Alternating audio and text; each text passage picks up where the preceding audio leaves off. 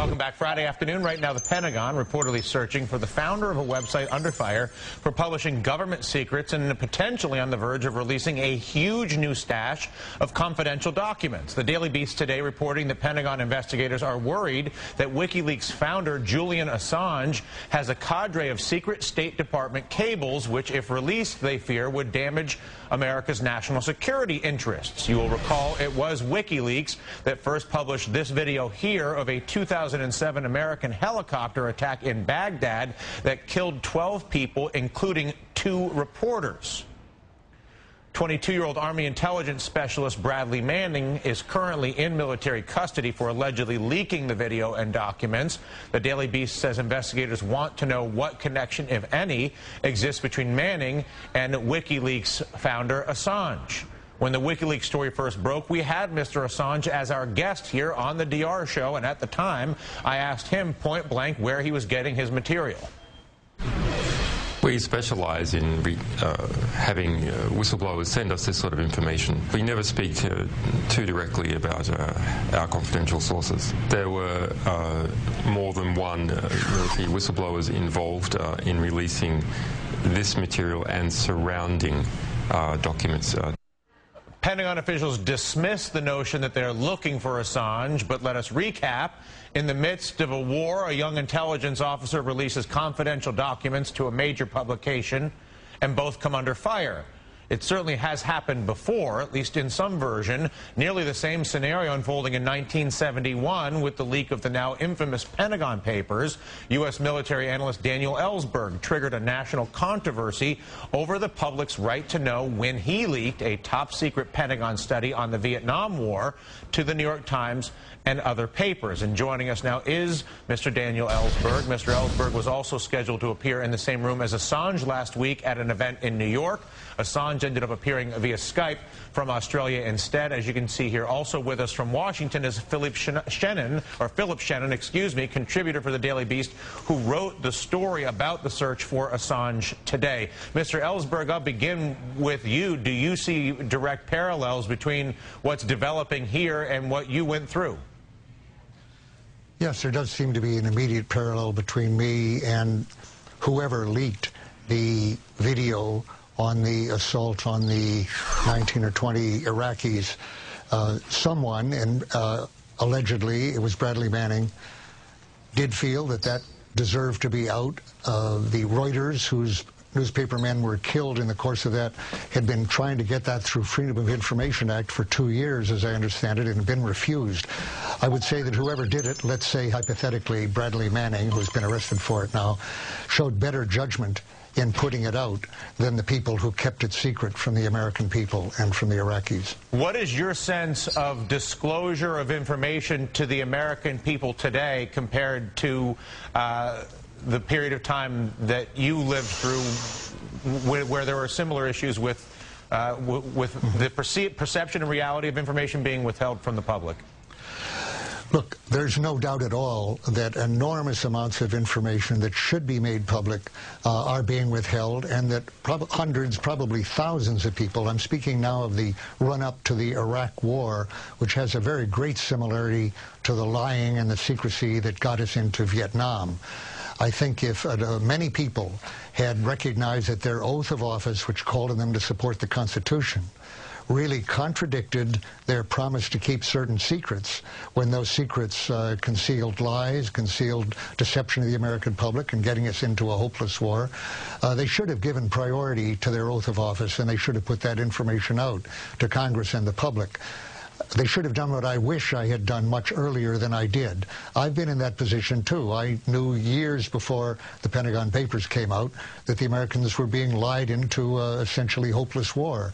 I'm not proud of the fact that it didn't occur to me that my oath of office, which was to support the Constitution, called on me to put that information out in, say, '64, when the war might have been avoided. But I certainly am glad that I finally became aware of what my real responsibilities were there, and I did put it out years later. the Times at that time, which published it, and the 18 other newspapers which defied President Nixon's injunctions and did put it out, we're in the position of Julian Assange now, who is putting out information, and I think very usefully, and I'm glad that he put out the video, and I congratulate him for it. What was the conclusion at the time that you went through this as to the direct liability for you? I know that at one point you faced life imprisonment, and for that matter, the liability to the publishers. And what do you perceive to be the liability for whoever the leak may be to Assange, whether it's Mr. Manning or anybody else, and Mr. Assange himself? I didn't understand that we don't have an Official Secrets Act in this country criminalizing the disclosure of classified information, except for certain narrow forms of information which are not involved either in the Pentagon Papers or in these cases. Communications intelligence, nuclear weapons data, the identities of covert agents like Valerie Plame, who was disclosed by the White House. Those things are subject to law. The classification system as a whole is an administrative system that doesn't have legal force in this country. We're almost alone among countries in that. I didn't know that at the time. I assumed I must be breaking some law, that we had some equivalent. And so I didn't know, to start with, that I was the first person ever prosecuted for a leak. The first person to have the Espionage Act provisions used not for espionage, but for revealing information to the American public. Now, there have only been a couple people who've been indicted since then. Samuel Loring Morrison, 10 years later, the AIPAC informants, and Larry Franklin under George W. Bush. The only cases, and the only conviction was for Morrison. President Obama, who came in promising transparency in government and an end to the excessive secrecy, has totally violated that pledge.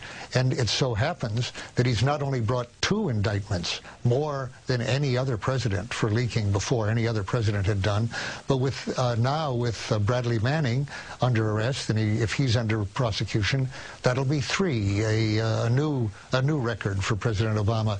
That's really not the kind of change I voted for when I voted for him. Philip, what is your understanding of where Mr. Assange is right now, and how highly desired he is as a target of either State Department or Pentagon investigators? Well, we in the press corps would sure like to know where he is. We really have no idea. He was supposed to appear this evening at a panel in Las Vegas, a meeting of investigative reporters and editors, but he apparently canceled on them at the last minute. He was supposed to appear in New York last week at a separate conference you made reference to.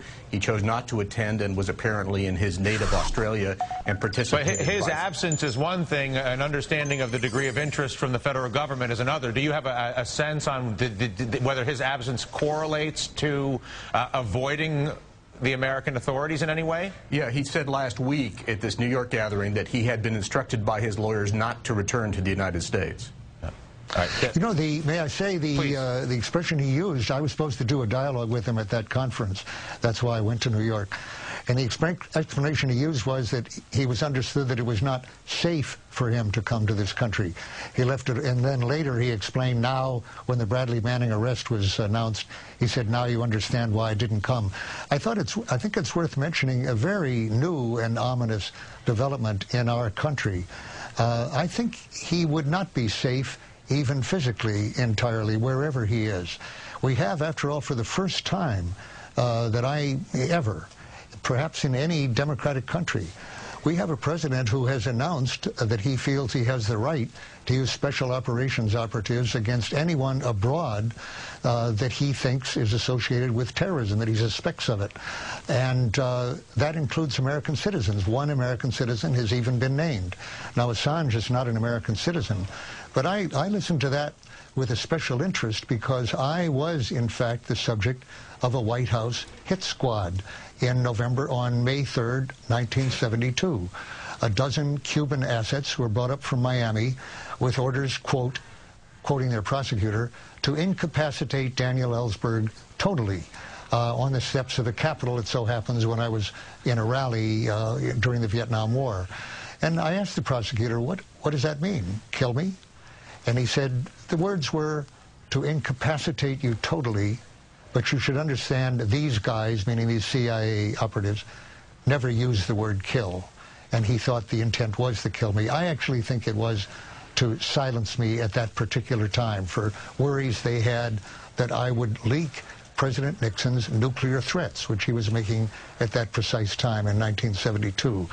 Now, as I look at Assange's case, their worry that he will reveal current threats, I would have to say, puts his well-being, his physical life, in some danger now. And I say that with anguish. I think it's astonishing that an American president should have put out that policy and that he's not getting any resistance from it, from Congress, the press, the courts, or anything. It's an amazing development, but I think Assange would do well to keep his whereabouts unknown. Yeah, Mr. Ellsberg, I have to say it is a true pleasure to have the opportunity to speak with you and hear you.